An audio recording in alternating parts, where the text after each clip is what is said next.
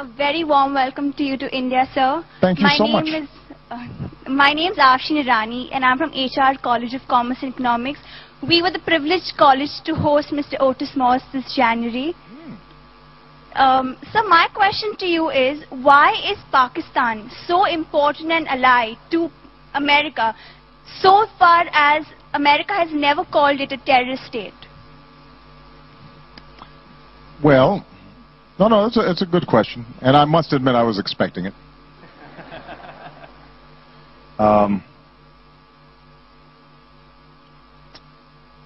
Pakistan is an enormous country.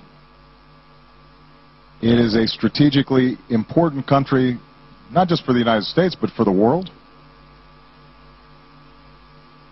It is a country whose people have enormous potential, but it is also right now a country that within it has some of the extremist elements that we discussed in the first question. That's not unique to Pakistan, but obviously it exists in Pakistan. The Pakistani government is very aware of that.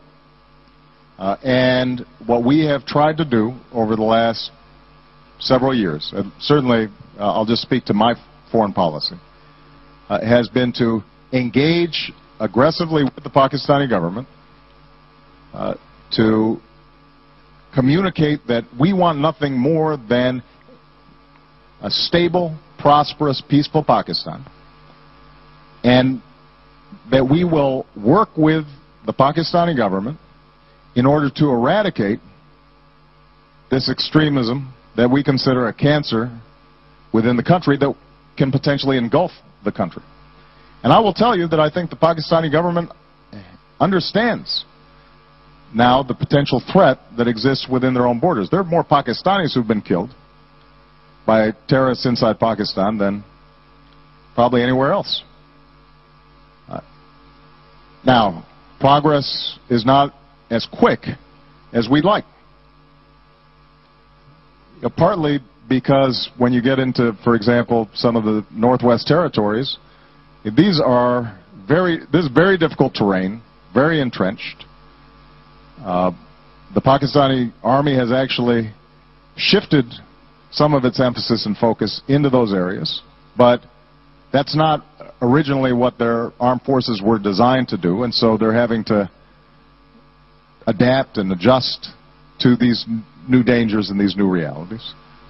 I think there is a growing recognition, but it's something that it doesn't happen overnight, of what a profound problem this is. And so our feeling has been to be honest and forthright with Pakistan, to say we are your friend, this is a problem, and we will help you, but the problem has to be addressed. Now, let me just make this point, because obviously the history between India and Pakistan is incredibly complex and was born of much tragedy and much violence. And so it may be surprising to some of you to hear me say this, but I'm absolutely convinced that the country that has the biggest stake in Pakistan's success is India. I think that if Pakistan is unstable, that's bad for India. If Pakistan is stable and prosperous, that's good. Because India is on the move. And, it is absolutely in your interest at a time when you're starting to succeed in incredible ways on the global economic stage, that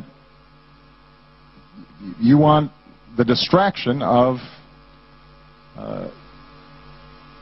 security instability in your region. So my hope is that over time trust develops between the two countries, that dialogue begins, perhaps on less controversial issues, building up to more controversial issues, and that over time there's a recognition that India and Pakistan can live side by side in peace, and that both countries can prosper. That will not happen tomorrow, but I think that needs to be our ultimate goal. Okay. And by the way, the United States stands to be a friend and a partner in that process, but we can't impose that on India and Pakistan. Ultimately, India and Pakistan have to arrive at their own understandings in terms of how the relationship evolves.